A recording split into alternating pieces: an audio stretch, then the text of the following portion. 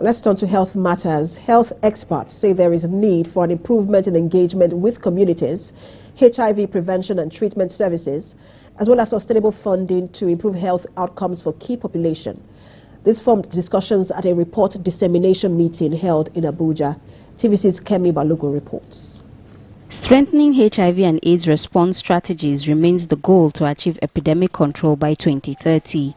Key population members and their sexual partners account for 54% of the new HIV infections globally.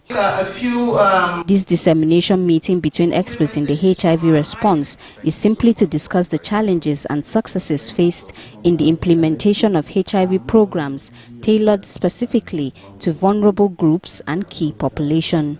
And this gives us an opportunity to reflect on the experiences of those that are directly affected by the various programs that we've put in place. And this feedback is quite invaluable in gaining a comprehensive understanding of the HIV response. Globally and in Nigeria, there's a lot of investment, especially now with the Global Fund. It started as a small pilot project with funding from UNAIDS, but now it's good to see it's gone national with a lot of funding, so it will be good to see what the results are.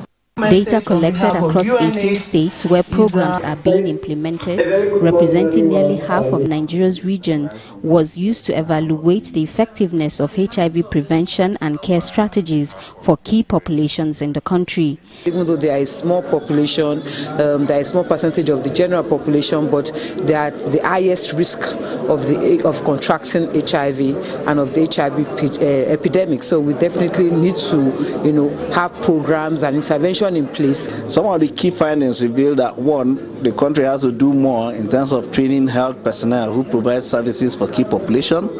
The country has to do more in terms of funding and financing key population programs, especially the component of domestic funding, the input from our own government into programs for the KPs. HIV is a problem for everybody, and youths are risk perception among youths is quite low. So if we must win this war, everybody must play their part. That includes the youth. So adopting preventive methods, and then we also ensure that we're not stigmatizing or discriminating against people that are living with HIV/AIDS. This initiative ultimately seeks to ensure that the insights and recommendations from the KPPR are utilized to strengthen HIV response strategies and achieve epidemic control by the year 2030. Kemi Balogun, TVC News, Abuja. The federal government's decision to derecognize certificates awarded by some African universities is still generating